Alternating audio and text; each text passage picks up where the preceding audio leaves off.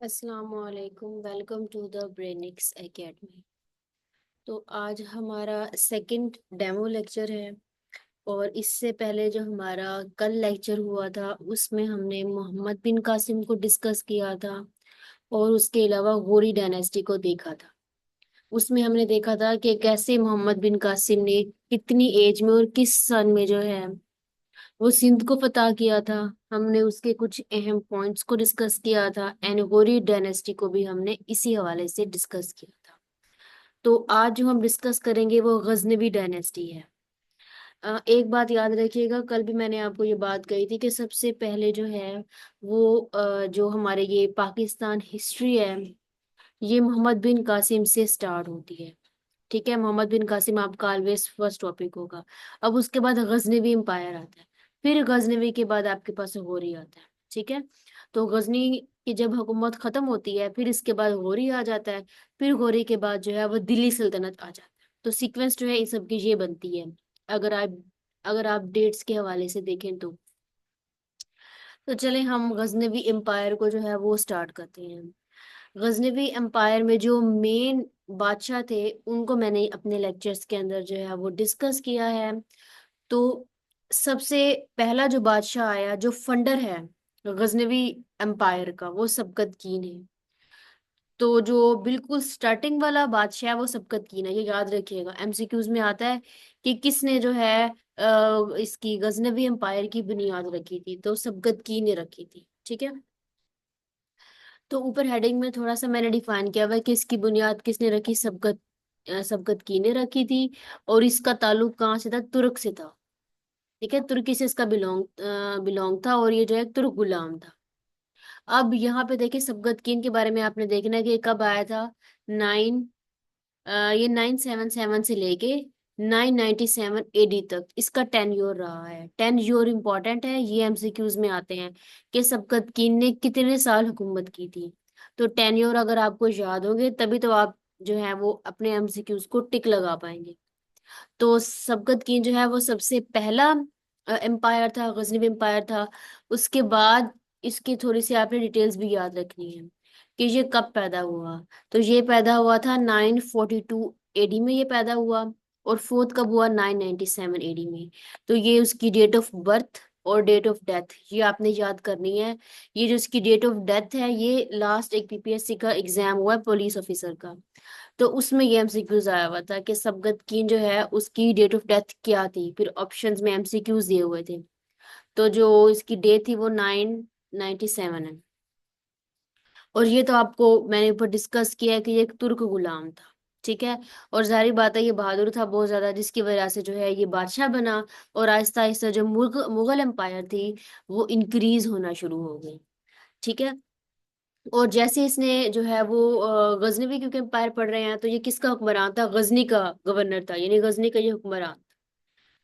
और इसने कब अपनी हुक्मरानी जो है वो रिवील की थी, पब्लिक की थी, 977 में। ठीक है, अब एक जंग हुई थी, ये एमसीक्यूज में आता है कि सबकतगीन के दौर में कौन सी जंग हुई थी, बैटल ऑफ जिपाला हुई थी। और कब हुई थी, 986 एडी में हुई थी ये जंग। तो ऐसे पूछ जाता है कि बैटल ऑफ जिपाला जो है वो कौन से एम्पायर में हुई, गजनवी एम्पायर में हुई। और किसने लड़ी थी, सबकतगीन ने लड़ी थी। और कब उसने ये जंग लड़ी थी, 986 एडी में। ठीक है, और उसने उस टाइम हिंदुस्तान को फतह किया था। तो ये मेन मेन पॉइंट्स हैं जो सिर्फ और सिर्फ सबकतगीन के बारे में है, उसके बारे में आपने जो है ये बातें याद रखनी है, सब जो कि सबकतगीन से रिलेटेड है। उसके बाद वैसे इसके बाद काफी सारे और भी बादशाह आते हैं, और भी हुक्मरान आते हैं, लेकिन हमने सिर्फ मेन मेन को ही डिस्कस करना है। तो उसके बाद जो सेकंड आया वो महमूद गजनवी था। जो महमूद गजनवी है इसका टेन्योर है 997 से लेके 1030 तक। तो इसका जो टेन्योर है, इसने जो हुकूमत की वो इस टाइम से लेके इस टाइम तक इसने हुकूमत की थी। और इसकी पैदाइश के डेट भी आपने याद रखनी है, वो है 2 नवंबर 971 एडी। ये टाइम आपने याद रखना है विद डेट। उसके अलावा इसका जो डेथ हुई थी वो भी आपने याद रखना है, 30 अप्रैल 1030। ठीक है, ये आपने इसकी डेट ऑफ डेथ और बर्थ जो है वो याद रखनी है। अब थोड़ा सा इसमें कुछ बैटल्स आएंगी वो आपने याद रखनी है। कि जब सबकतगीन आपको पता फंडर था, और जब सबकतगीन फोत होता है तो उसके बाद जो है इसके भाई थे महमूद और इस्माइल, उसके दरमियान में जो है ये तख्त लेने के लिए जंग शुरू हो जाती है। तो जिसमें जो है वो महमूद गजनवी जीत जाता है और जो इस्माइल है वो जो है हार जाता है। तो इस फिर उसके बाद जो है महमूद गजनवी जो है वो हुक्मरान बनता है। ठीक है। और कब उसने शिकस्त दी थी ये पूछा जा सकता है, मतलब वो कब उसने उनके दरमियान में लड़ाई हुई थी, तो 997 में हुई थी। और जैसे ही लड़ाई खत्म हुई थी वो सबसे पहले कहाँ पर बैठा था, गजनी पर बैठा था, यानी कि सबसे पहले जिसका कब्जा था वो गजनी के ऊपर था। और जब महमूद गजनवी ने हमला किया हिंदुस्तान पर, उसकी एज, ये एज वाला एमसीक्यूज बहुत बार आया है, चाहे आप सिंपल एनटीएस देने चले जाओ, चाहे आप सीएसएस का 100 एमसीक्यूज वाला टेस्ट देने चले जाओ, ये एमसीक्यूज तकरीबन आ ही जाता है। तो इसने हिंदुस्तान पे हमला किया जब इसकी उम्र कितनी थी, 17 साल थी। सिमिलरली कल का अगर लेक्चर अगर आपको याद होगा, तो उसमें मोहम्मद बिन कासिम ने भी जब स्टार्ट किया था उसकी उम्र भी कितनी थी, 17 साल थी। और एक ये बैटल जो आ रहा है ये इंपॉर्टेंट है बैटल। तो एक बैटल हुई थी 1001 में, इसे कहते हैं बैटल ऑफ वाई हिंद। यहाँ वैसे मैंने लिखा नहीं, आप लिख लीजिएगा। तो बैटल ऑफ वाई हिंद हुई थी 1001 एडी के अंदर। तो अब ये जो बैटल हुई थी कि महमूद गजनवी ने ये जंग लड़ी थी। ठीक है। और इसने हिंदुस्तान को उस टाइम पे फतह करना था। तो ये एमसीक्यू अक्सर आ जाता है कि महमूद गजनवी ने हिंदुस्तान पे कितने हमले किए थे, 17 हमले किए थे। और कौन सी वो बैटल थी, बैटल ऑफ वाई हिंद थी। और किस किस के दरमियान में हुई थी, महमूद गजनवी था और एक राजा था उस टाइम पे हिंदुस्तान का, राजा जयपाल। यहाँ पे देखिए नेम लिखे राजा जयपाल, तो इन दोनों के दरमियान में ये जंग हुई थी। ठीक है। फिर उसके बाद 17 हमले किए थे, काफी सारी, इसका मतलब पहले जंग हो चुकी थी, महमूद गजनवी स्टार्टिंग वाले में हार जाता है, लेकिन फिर एंड में जाके जो है ये जीत जाता है और वो राणा जयपाल को जो है वो गिरफ्तार कर लेता है। फिर राणा जयपाल, जाहिर बात है, एक स्ट्रॉन्ग आदमी था बहुत ज्यादा, उसको बड़ा दुख लगता है, बड़ा उसको अफसोस लगता है कि वो हार गया है। तो वो दरख्त के नीचे खुदकुशी कर लेता है, अपने आप को आग लगा लेता है, और जो है वो बस उसकी डेथ हो जाती है उस टाइम पे। उसके अलावा महमूद गजनवी के कुछ अहम कारनामे भी हैं, वो भी आपने याद रखने हैं। कि इसने जो सोमनाथ का मंदिर था उसको गिराया था। सोमनाथ हिंदुस्तान में है, उसका मंदिर था सोमनाथ का मंदिर। तो एमसीक्यूज आता है कि कब उसने गिराया था, तो 1025 एडी के अंदर जो है उसने ये गिराया था मंदिर। ये 10 ईयर आपने इसका याद रखना, ये एमसीक्यूज में आता है। और उसमें हीरे जवाहरात थे, बहुत सारे सोने थे, तो उससे भरा हुआ ये था। उसके अलावा ये एमसीक्यूज आता है कि महमूद गजनवी ने इस मुल्तान को कब फतह किया, तो वो 10 ईयर टाइम आपने याद रखना है। 1005 एडी के अंदर उसने मुल्तान को फतह किया, और वहां पे उसने करामती लोगों को जो है वो शिकस्त दी थी। और लाहौर पे इसने कब हमला किया, 1021 एडी में। ये इंपॉर्टेंट पॉइंट्स हैं सन के साथ जो आपने याद रखने हैं कि इसने कब कब कहाँ पे हमला किया और किसको फतह किया। ठीक है। और इससे कुछ टाइटल्स भी दिए गए थे, वो टाइटल्स भी आपने याद रखनी है। उसे दिया गया था यमन दौला का टाइटल, महमूद गजनवी को। अब यमन दौला का मतलब क्या है, रियासत का दायां हाथ। ठीक है। यमन दौला का मतलब क्या होता है, रियासत का दायां हाथ। अब ये टाइटल किसको दिया गया, महमूद गजनवी को। तो एमसीक्यूज में ऐसे ही आता है कि ये टाइटल कौन से बादशाह को दिया गया, तो ये वाला जो है ये किसको दिया गया था, महमूद गजनवी को। इसके अलावा इसको और भी टाइटल दिए गए, एक अमीनुल अमीनुल मला का दिया गया था इसे टाइटल, और इसका मतलब क्या है, मजहब का मुहाफिज। ये भी इसको टाइटल दिया गया। उसके अलावा इसे बुरशकन भी कहा गया, डिस्ट्रॉयर ऑफ आइडियल्स। और इसका वो उसको क्यों दिया गया था, क्योंकि इसने जो सोमनाथ के मंदिर को तोड़ा था, तो तब जो है लोगों ने इसे बुतशकन कहा था कि ये बुतशकन है, यानी डिस्ट्रॉयर ऑफ द आइडियल्स। आपके पास तो इंग्लिश में आएगा, जाहिर बात है, एमसीक्यूज।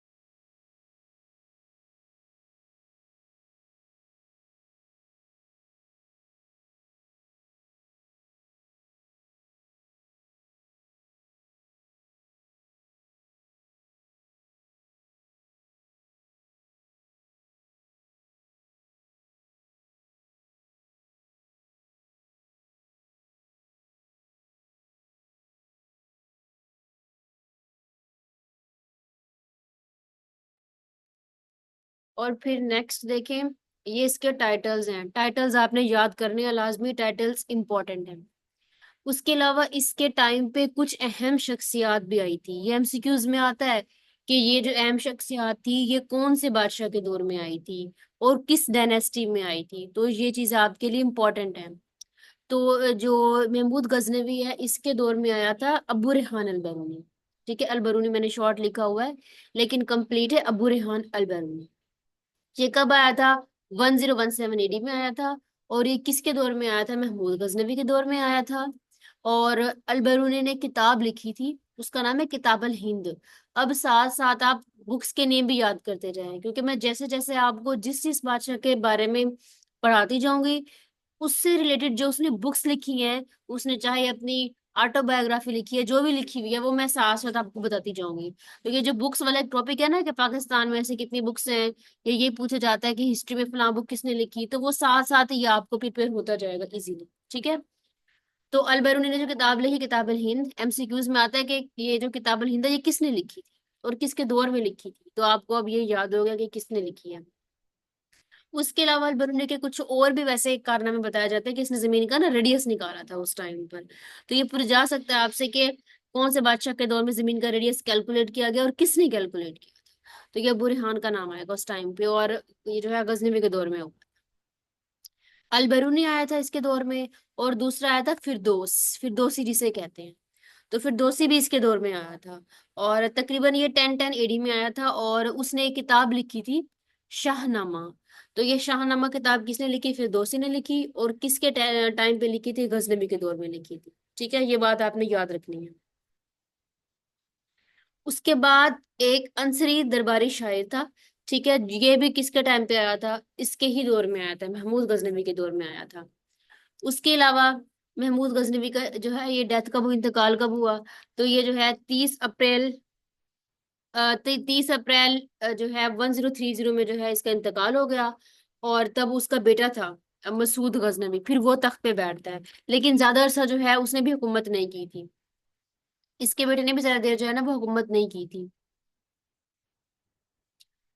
तो इसलिए उसकी ना ज्यादातर ज्यादा देर वो जो है ना रूल नहीं कर सका अपनी सल्तनत के ऊपर। तो इसकी वजह से और हुक्मरान आ गए और इनकी ये जो पूरी सल्तनत थी ये खत्म हो गई। फिर जैसे ये खत्म होती है, इसके बाद जो है वो दूसरी जो मैंने आपको पढ़ाई थी गौरी डायनेस्टी, वो शुरू हो जाती है। अब गौरी वाला तो मैंने आपको करवा दिया था कल के लेक्चर में। अब जब गौरी हो जाता है, गौरी के बाद आती है दिल्ली सल्तनत। दिल्ली सल्तनत में मैंने आपको बताया था काफी सारे इसका इसके दौर चले हैं, और हर दौर के अंदर जो है वो डिफरेंट डिफरेंट हुक्मरान हैं। तो सबसे पहला जो इसका दौर है दिल्ली सल्तनत का, वो सल्तनत गुलामान है। अब एक मेरे नोट्स जो है इसमें एक बात याद रखिएगा, जो ये रेड कलर से लिखा हुआ है ये दौर है उनका, और जो ब्लैक कलर से हेडिंग्स है ये वो सारे बादशाह हैं जो इस दौर के अंदर आएंगे। तो अब ये जैसे सल्तनत गुलाम मान है जिसे इंग्लिश में कहते हैं स्लेव डायनेस्टी, तो इसके अंदर तकरीबन 5 से 6 हुक्मरान आ जाएंगे, जिसको मैंने ब्लैक कलर से हाईलाइट किया है और मैंने इसको 1 नाम दिया है। अब आगे जब जाएंगे तो यहाँ पे 2 होगा और दूसरा दौर शुरू हो जाएगा, जिसको मैंने रेड कलर से लिखा होगा, और उसके नीचे ब्लैक कलर से काफी सारे हुक्मरानों के नेम लिखे होंगे। तो आपने ये 1 बाय 1 याद रखने हैं कि दौर कितने थे, कौन कौन से थे, उनका टेन्योर क्या था, और कौन सा पहला हुक्मरान था और कौन सा आखिरी हुक्मरान था। ये चीज मेन है जो आपने याद रखनी है, फर्स्ट वाला और लास्ट वाला। और क्योंकि ये लेंथी है तो आज हम जो दिल्ली सल्तनत वाला है उसको जो है वो हाफ कवर कर लेंगे, क्योंकि ये लेंथी है, और बाकी जो कल का लेक्चर होगा उसमें इसको मजीद और हाफ जो है वो क्लियर कर लेंगे। तो सबसे पहले कौन सा है? स्लेव डायनेस्टी है। अब स्लेव डायनेस्टी जो है इसका टेन्योर कितना है स्लेव डायनेस्टी का? इसने जो है वो 1206 से लेके 1290 तक जो है ये इसकी डायनेस्टी रही थी, स्लेव डायनेस्टी। ठीक है, और ये इसका पहला दौर था। अब एमसीक्यूज में आता है कि जो दिल्ली सल्तनत है या दिल्ली भी कह सकते हो, दोनों सेम है। तो इसकी बुनियाद किसने रखी थी? सबसे पहला दौर इसका कौन सा था? तो वो स्लेव डायनेस्टी। ठीक है, और ये कौन लोग थे? तुर्क, तुर्क लोग थे। और इसका सबसे पहला हुक्मरान कौन सा बना? तो सबसे पहला जो इसका फंडर है वो कुतुबुद्दीन ऐबक है। और कुतुबुद्दीन ऐबक का टेन्योर कितना है? 1206 से लेके 1210 तक। आप ऐसा कीजिएगा इसको शॉर्ट फॉर्म में टेबल की फॉर्म में ना सारे दौर को लिख लीजिएगा, फिर आपको जो है ये इजीली याद हो जाएंगे, वरना अदरवाइज आपको ये सन जो है ये मिक्स होना स्टार्ट हो जाएंगे एंड में जाएंगे जब।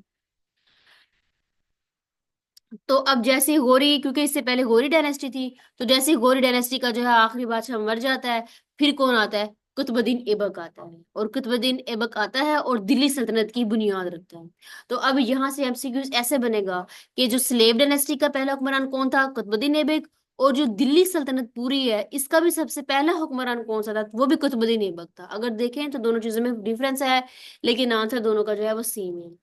अब जो इंपॉर्टेंट इंपॉर्टेंट बातें हैं, मैंने उसको ना एज अ पॉइंट की फॉर्म मेरे साइड पे लिखा हुआ है कि इसके अहम कारनामे कौन कौन से थे, ताकि आप इजीली जो है वो चीज को याद रख सकें। तो अब क्योंकि कुतुबुद्दीन ऐबक के बारे में हम पढ़ रहे हैं, तो देखते हैं इसके अहम कारनामे कौन से हैं। इसने सबसे पहले आते क्या कि दारुल हुकूमत किसको बनाया, लाहौर को बनाया। दारुल हुकूमत चेंज होते जाएंगे आगे जाके, तो आपने याद रखना है कि फलां जो बादशाह था उसके दौर में दारुल हुकूमत कौन सा था, तो ये एमसीक्यूज आता है, लाहौर था इसके टाइम पे। और इसने जो कुतुब मीनार है उसकी तामीर शुरू करवाई थी, याद रखिएगा, इसने स्टार्ट करवाई है, ये एंड नहीं करवा पाता, एंड जो है वो अगला बादशाह करवाता है। नेक्स्ट जो आता है, तो स्टार्टिंग किसने की थी, कुतुब मीनार की इसने की थी कुतुबुद्दीन ने, और एंडिंग किसी और करवाएगा। तो आपके पास जब एमसीक्यूज आएगा तो गौर से पढ़िएगा कि उसमें क्या लिखा हुआ है। वो स्टार्टिंग वाले के बाद पूछ रहा है, ये एंडिंग का पूछ रहा है, तो ये भी जो है गौर वाली बात है। उसके बाद इसने एक मस्जिद तामीर करवाई थी, कुव्वत इस्लाम मस्जिद। अब ये भी इसने करवाई थी। अब याद रखिएगा, आपसे पूछा जाएगा कि कुव्वत इस्लाम मस्जिद जो है वो किस दौर में हुई और किस बादशाह ने करवाई। तो दो तरीके से आपसे एमसीक्यूज पूछे जा सकते हैं। उसके अलावा जो अवाम थी उसने इसे एक टाइटल दिया था, लख बख्श का। और लख बख्श का मतलब क्या है, 10 लाख दान करने वाला। ठीक है, इसका मीनिंग भी आपसे पूछा जा सकता है, 10 लाख का, तो इसको ये टाइटल दिया गया था। उसके अलावा अब ये जो इसकी फोर्थ की वाला ना, कि फोर्थ को कैसे होता है बादशाह, कैसे वो मरता है, तो ये एमसीक्यूज में आता है। अब देखिए, ये इसकी डेथ हुई थी 1210 में, हुई थी लाहौर में हुई थी, जगह पूछी जाएगी, और कैसे हुई थी, चौगान जिसे हम पोलो कहते हैं, पोलो खेलते हुई हुई थी। तो ये पोलो से जब खेल रहा था तो ये घोड़े से गिर गया और जख्मी हो गया, फिर उसके बाद ये बीमार हो गया, और फिर उसके बाद इसका इंतकाल हो गया। अब ये एमसीक्यूज आता है। अभी किसी ने सीएसएस का अगर लास्ट एमसीक्यूज दिया एमसीक्यूज वाला, तो उसको याद होगा कि सबसे जो आखिरी एमसीक्यूज था ना, लास्ट वाला, वो ये था कि वो कौन सा बादशाह था जो कि सीढ़ी से गिर के मर गया था। अब ये आगे जाके तो हम पढ़ेंगे, तो इसलिए मैं बताना चाह रही हूँ कि आपको ये बात याद रखनी है कि कौन सा बादशाह किस चीज से गिर के मरा था और कब मरा था और वो जगह कौन सी थी। तो ये जो चीजें हैं वो इंपॉर्टेंट है। तो ये जो बादशाह था वो चौगान की वजह से मरा था, पोलो खेलते हुए गिर के मरा था। ठीक है, और फिर बस ये फोर्थ हो गया था। उसके बाद जो सेकंड बादशाह आता है वो आराम शाह आता है, और इसका टेन्योर कितना है, इसका टेन्योर बहुत छोटा है। ठीक है, तकरीबन कुछ लोग कहते हैं कि इसने सिर्फ जो है 9 माह या 8 माह के करीब इसने हुकूमत की थी, लेकिन ये बड़ा कमजोर हुक्मरान था, तो ये अच्छे से रूल नहीं कर सका था। तो इसने, कुछ लोग कहते हैं इसने हुक्मरानी छोड़ दी थी या इसे कत्ल करवा दिया गया था। और कुछ लोग कहते हैं कि इसने ना शमसुद्दीन को रख लिया था, शमसुद्दीन को उसने खुद जो है ना वो अगला, तो जो उसने अगला हुक्मरान जो खुद चूज कर लिया, शमसुद्दीन तमिश को चूज कर लिया, कुछ लोग कहते हैं, लेकिन कहीं बुक पे ना कोई ऑथेंटिक आंसर नहीं मिला। तो दोनों में से जो भी आपको सही लगे आप वो कर सकते हो। अब जो अगला आता है वो शमसुद्दीन तमश आता है। इसका टेन्योर कितना है, 1211 से लेके 1236 तक है। टेन्योर आपके लिए इंपॉर्टेंट है, वो आपने याद रखना है। ठीक है, और इसको कहते हैं कि फंडर ऑफ दिल्ली, या जिसे आप जो है वो हकीकी बानी कहते हो दिल्ली का, वो कौन है, शमसुद्दीन तमश है, ये भी इसको कहा जाता है। क्यों, क्योंकि जैसे ही इसने हुकूमती सल्तनत पर आया था, इसने दिल्ली को दारुल हुकूमत बना दिया था। तो ऊपर वाले पे आपने देखा था दारुल हुकूमत लाहौर था। तो अब इससे मैं कह रही थी, आगे जब जाएंगे बादशाह के साथ, जो आपके पास ये कैपिटल्स हैं ये चेंज होते जाएंगे, तो ये चीज आपने याद रखनी है। और ये चंगेज खां का आता है। ये चंगेज खां जो है वो किसके दौर में उसने हमला किया था, तो उसने शमसुद्दीन तमश के बारे में पूछा एमसीक्यूज में है कि इसके दौर में इसने हमला किया था। अब ये जो शमसुद्दीन तमश है ना, ये वाला बादशाह के बारे में बड़े एमसीक्यूज आते हैं, ये इंपॉर्टेंट है शमसुद्दीन तमश वाला। इससे रिलेटेड काफी एमसीक्यूज आ जाते हैं, क्योंकि इसके दौर में ना काफी सारे वाकयात हुए थे, और इससे एक बड़े अच्छे अच्छे कारनामे भी हैं शमसुद्दीन तमश के।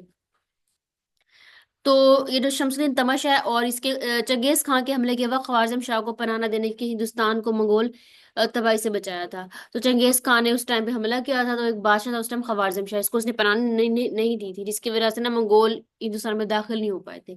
तो ये भी इसका अहम कारनामा है। उसके अलावा इसने 40 गुलामों, जिसे कहते हैं चहलगानी, इसका ग्रोह बनाया था। अब ये जो 40, आप सिंपल वर्ड में ये समझे कि उसने 40 लोगों की ना का एक ग्रुप बनाया था। अब वो 40 लोगों का ग्रुप बनाया था जिसे चहलगानी कहते हैं। उन्होंने क्या किया था, उनका काम ये था कि वो पूरी सल्तनत को देखें, उसमें जो सरकारी काम हो रहे हैं, चीजों के रेट क्या क्या हैं, फोर्स कैसे काम कर रही है, और आर्मी जो है वो क्या रोल प्ले कर रही है। तो हर चीज पर, गवर्नमेंट की हर चीज पे निगाह रखने के लिए कि कौन सा फैसला करना चाहिए, ये सब जो है, ये 40 जो गुलामी जिसे चहलगानी कहते हैं वो ये काम करते थे। ठीक है,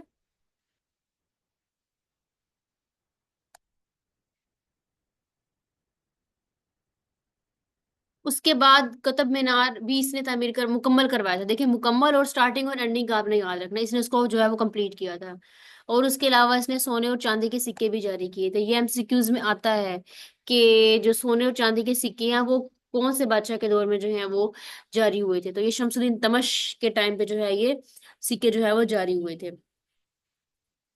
उसके बाद जो है इसको जो है वो फालिज का अटैक हो गया था 1236 में, और जिसकी वजह से जो है वो इसका इंतकाल हो गया था। फिर उसके बाद अगला बादशाह आता है। अगला बादशाह कौन सा है? रकुनुद्दीन फिरोज। ये 1236 में आया था। और देखिए, इसने भी सिर्फ बड़े ही कम टाइम जो है ना वो इसने हुकूमत की है। अब ये जो पिछला था ना शमसुद्दीन तमश, ये सबसे ज्यादा लंबे अरसे तक हुक्मरान रहा था। लेकिन इससे पहले वाला भी आपने देखा और उसके बाद वाला भी देखा, उसने बड़े कम टाइम हुकूमत की थी। अ, असल में ना मोस्टली ये होता था कि जो भी अगला आता था वो तकरीबन अयाशी वगैरह के काम में पैसा देख के उनका दिल फिसल जाता था, तो वो ना हुकूमत की तरफ ध्यान नहीं देते थे बल्कि अयाशी में मुब्तला रहते थे।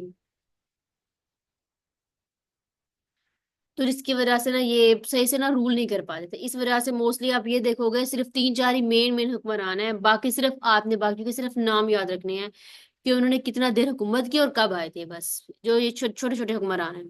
उसके अलावा जैसे रज़ा सुल्ताना हो गई, ये इंपॉर्टेंट है। अभी शमसुद्दीन तमश वाला और ये रज़ा सुल्ताना वाला, इसमें से काफी एमसीक्यूज आ जाते हैं इन दोनों से रिलेटेड। तो ये आपने जो इन दोनों से रिलेटेड बात तो याद रखनी है लाजमी।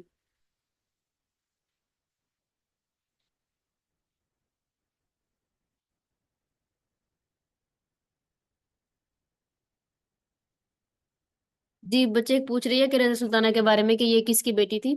हाँ जी, ये अल्तमश की ही बेटी थी रज़ा सुल्ताना। और ये उस टाइम पे हिंदुस्तान की पहली औरत हुक्मरान थी। हिंदुस्तान में उस टाइम पे कोई हुक्मरान औरत नहीं बनी थी। तो जो रज़िया सुल्ताना थी ना, इसके बारे में अक्सर बुक्स में लिखा होता है कि ये देखिए एज अ फीमेल थी, लेकिन ना ये मर्दाना टाइप कपड़े पहनती थी, यानी घुड़सवारी करती थी, वो काम करती थी कि जो मोस्टली ना मेल्स करते थे। तो ऐसे दरबारी लोग ना इस पे हंसते थे कि मतलब जैसे औरत है लेकिन ये कैसे कैसे काम करती है, बड़ी मतलब बहादुर किस्म की थी। तो जो उसका बाप था अल्तमश, उसने इसकी बड़ी अच्छी परवरिश की थी। एज आप ये समझे कि एज ऐसे बॉय टाइप ही से ट्रीट करते थे। तो इसने कभी हालांकि ये नहीं सोचा कि ये लड़की है, बल्कि इसने हर चीज को जो है ना बड़ा बहादुरी के साथ इसने काम किया है। लेकिन अल्तमश यही चाहता था कि अगली हुक्मरान जो है वो रज़िया सुल्ताना बने। लेकिन इसके भाई भी थे आपस में, तो उनकी आपस में ना बड़ी ऐसे क्लैशिंग वगैरह, बड़ी लड़ाई चली। तो फिर रज़िया सुल्ताना मुश्किल से बनी थी, बड़े कत्ल हुए थे, फिर जाकर ये बनी थी। तो रज़िया सुल्ताना का आपने टेन्योर याद रखना है। इसने कितने देर हुकूमत की? 4 साल की। और हिंदुस्तान की ये पहली मुस्लिम खातून हुक्मरान थी कि मैं बता चुकी हूँ। और हालांकि रज़िया सुल्ताना कहते हैं, लेकिन ये कहती थी कि मुझे सुल्तान कहो। मतलब थोड़ी सी बॉय टाइप क्वालिटी थी, तो ये नहीं कह रही थी कि मुझे सुल्ताना कहा जाए, वो कहती मुझे सुल्तान कहो। तो ये मोस्टली वहां पे ना दरबार में सुल्तान ही ने जो है वो कहा जाता था। और अभी मैं बता चुकी हूँ कि कैसे ये देखिए मर्दों टाइप लिबास पहनती थी, घोड़े पे सवार होती थी, ये फौजी कमान संभालती थी। बड़ा उनको इस चीज से लगाव था। लेकिन जो अमरा थे वहां के, वो उस चीज को पसंद नहीं करते थे कि एज अ फीमेल उसको इन चीजों के अंदर इन्वॉल्व नहीं होना चाहिए। फिर एंड में ये हुआ था कि एक हिबशी गुलाम था, उसको जो है ना इससे जो है वो इश्क हो जाता है। रज़िया सुल्ताना को ना उसके साथ हो जाता है। तो उसके बड़े उससे ना करीबी ताल्लुकात बना लेती है। लेकिन जो दरबारी लोग होते हैं वो इस चीज को बड़ा बुरा समझते हैं। इस पे बड़े मतलब आप ये समझे कि बड़े लोग ताना देते हैं कि इसके जो है वो एक हिबशी के साथ ताल्लुकात है। तो लोगों ने बड़ी बगावत की थी इसके लिए। तो ये एमसीक्यूज में आ सकता था वो कौन सा गुलाम था? हिबशी गुलाम था। बेशक वो हिबशी गुलाम था, लेकिन एंड में जाकर शादी इसकी उससे नहीं होती। शादी इसकी एक और हुक्मरान से होती है, अल्तूनी से होती है। तो उसके साथ इसकी शादी हो जाती है। फिर उसके बाद और क्या हुआ था? अल्तमश का एक बेटा था बहराम शाह, उसको उसने तख्त पे बिठाया था बहराम शाह। उसके अलावा 1240 में गिरफ्तार होने के बाद मुखालिफिन के हाथों कत्ल कर दी गई थी। तो जाहिर बात है ओपोनेंट्स ने जब आपको पता है जब जंग होती है दो सल्तनतों के दरमियान में, तो 1240 में इसको गिरफ्तार कर लिया था। उसके बाद लोगों ने इसको कत्ल कर दिया। तो इस तरीके से जो है इसकी जो है ये डेथ हो गई थी रज़ा सुल्ताना की। और ये भी वैसे कहा जाता है, अक्सर बुक्स में लिखा हुआ है कि जो रज़ा सुल्ताना है उसका जो भाई था एक, तो जो उसका भाई, उसका एक भाई था रज़ा सुल्ताना का शादी के बाद, तो अल्तूनी था। तो वो जो रज़िया को बिल्कुल आप ये समझे दिल्ली की गली में अक्सर कहते हैं कि उसे कत्ल कर दिया गया था, ये भी कहते हैं, लेकिन अक्सर बुक्स में ये भी लिखा है। तो जो भी आपको सुटेबल लगे आप वो याद रख लें दोनों में से। उसके बाद नेक्स्ट है मोइजुद्दीन बहराम शाह। अब अगला बहराम शाह आता है, इसका आपने टेन्योर याद रखना है, 1240 से लेके 1242 तक। इसने कितना हुकूमत की? 2 साल। वैसे मोस्टली ये पूछा जाता है कि फलां बादशाह ने कितने साल हुकूमत की।